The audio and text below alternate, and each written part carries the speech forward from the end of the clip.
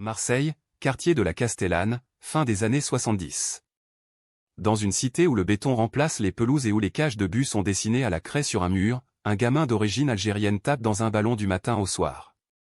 Il s'appelle Zinedine Yazid Zidane.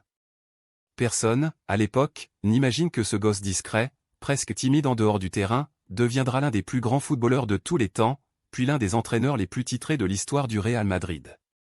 Et pourtant, l'histoire qu'on va vous raconter aujourd'hui n'est pas seulement celle d'un joueur exceptionnel. C'est l'histoire d'un homme qui a réussi l'un des exploits les plus rares du sport, être une légende sur le terrain, puis une légende sur le banc de touche. Abonnez-vous dès maintenant si vous aimez les histoires vraies du football, parce que celle de Zidane, on vous garantit que vous ne la connaissez pas entièrement.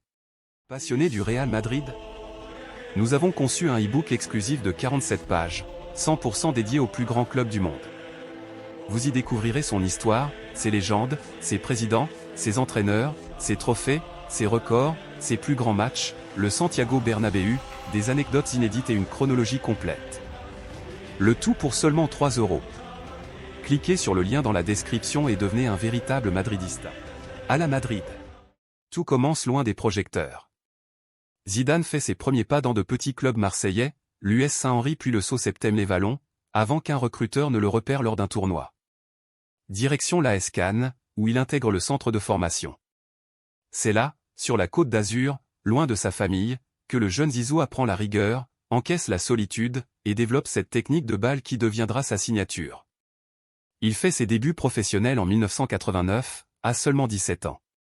Quelques années plus tard, en 1992, il rejoint les Girondins de Bordeaux, où il commence à se faire un nom en Ligue 1 et découvre la scène européenne, atteignant même une finale de Coupe UEFA en 1996.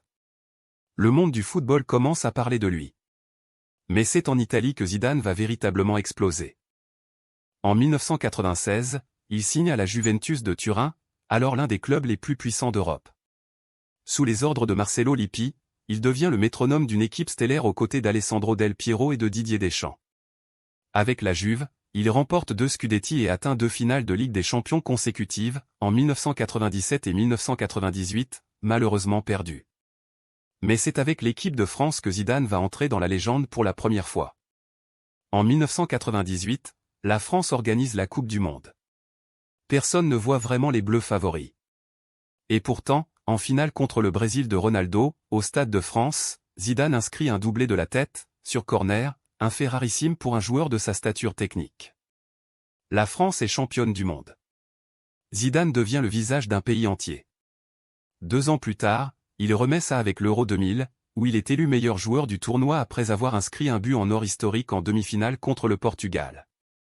La même année, il reçoit son premier ballon d'or.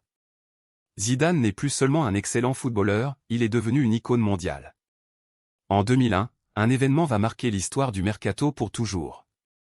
Le Real Madrid, sous la présidence de Florentino Pérez qui vient de lancer sa politique des Galacticos, casse sa tirelire pour recruter Zidane. Le transfert s'élève à 150 millions d'euros de l'époque, un record absolu qui ne sera battu que des années plus tard. La pression est immense. Il rejoint une équipe où évoluent déjà Raúl, Roberto Carlos et Luis Figo. Beaucoup de journalistes se demandent si Zidane pourra justifier une somme pareille.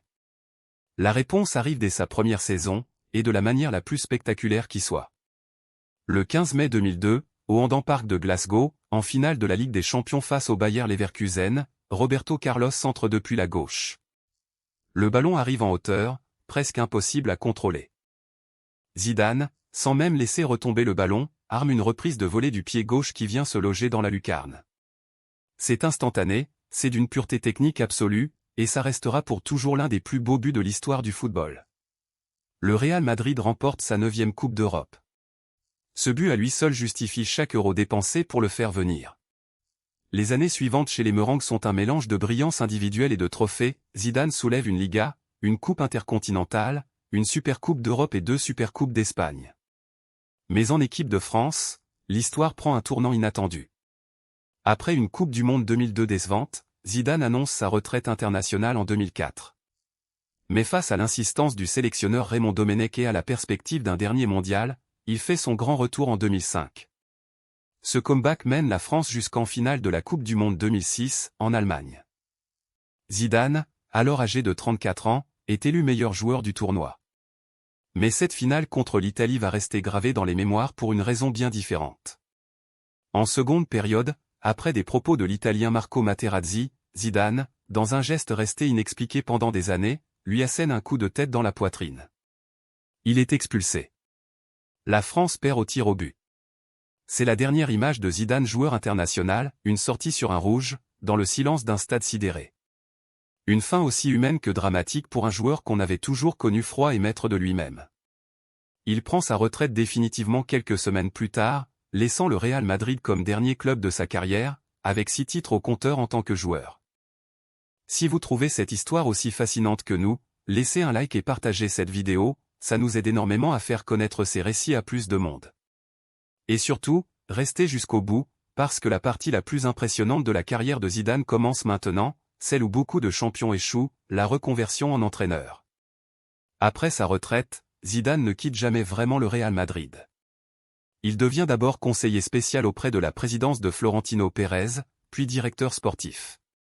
En 2014, il prend en main le Real Madrid Castilla, l'équipe réserve, pour apprendre le métier loin des projecteurs.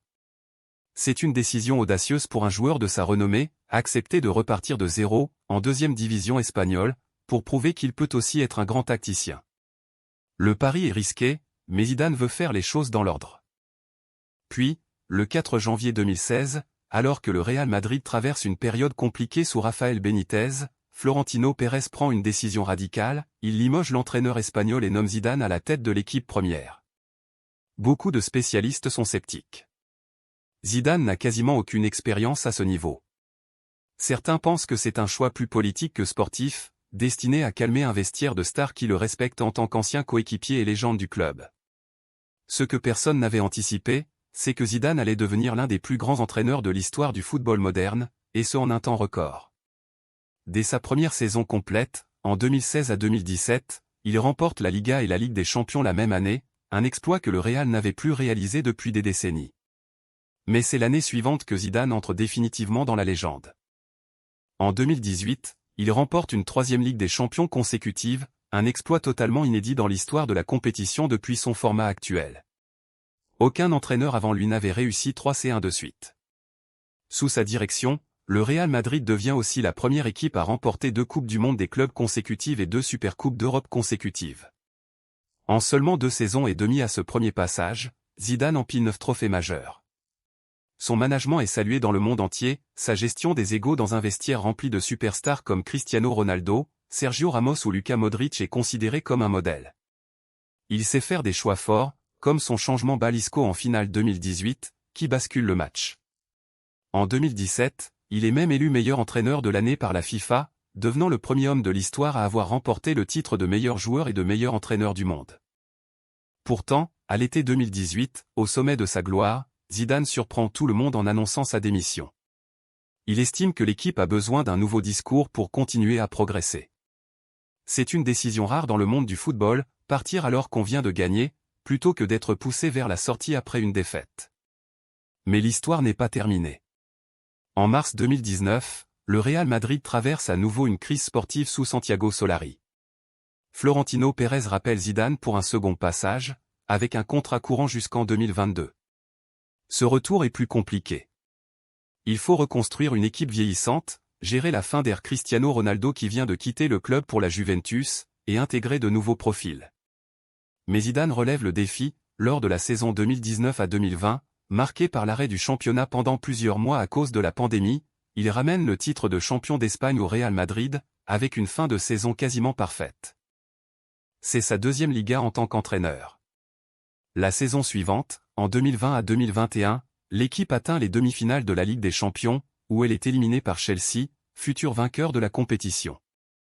Sans trophée majeur cette saison-là, et devancé de justesse par l'Atlético Madrid en championnat lors de la dernière journée, Zidane décide de quitter à nouveau son poste à l'été 2021. Au total, en comptant ces 2 passages, Zinedine Zidane repart avec 11 trophées en tant qu'entraîneur du Real Madrid, dont 3 Ligues des Champions consécutives, un record que personne n'a égalé depuis. Si on additionne ses titres de joueur et d'entraîneur avec le club, Zidane cumule 17 trophées avec le maillot blanc, sans compter sa Coupe du Monde et son Euro avec les Bleus. Peu de figures dans l'histoire du sport peuvent revendiquer une telle double carrière, légende sur le terrain, légende sur le banc. Ce qui rend l'histoire de Zidane si particulière, ce n'est pas seulement les statistiques. C'est le contraste entre l'image publique, celle d'un homme calme, presque effacé dans les interviews, et la réalité d'un compétiteur d'une intensité rare, capable à la fois d'une élégance technique inégalée balle au pied et d'une autorité tranquille mais ferme dans un vestiaire de star. Depuis son départ en 2021, Zidane est resté proche du club et de la sphère du football international, régulièrement associé à des postes prestigieux, que ce soit en sélection nationale ou dans de grands clubs européens, sans jamais confirmer officiellement un retour immédiat sur un banc de touche. Alors, la vraie question à se poser, c'est celle-ci, est-ce que Zinedine Zidane refera un jour son grand retour au Real Madrid, ou ailleurs, pour ajouter un nouveau chapitre à cette histoire déjà extraordinaire? Dites-nous en commentaire ce que vous pensez, et si cette vidéo vous a plu, likez-la et abonnez-vous pour ne rater aucun de nos prochains portraits de légendes du football. On se retrouve très vite pour une nouvelle histoire.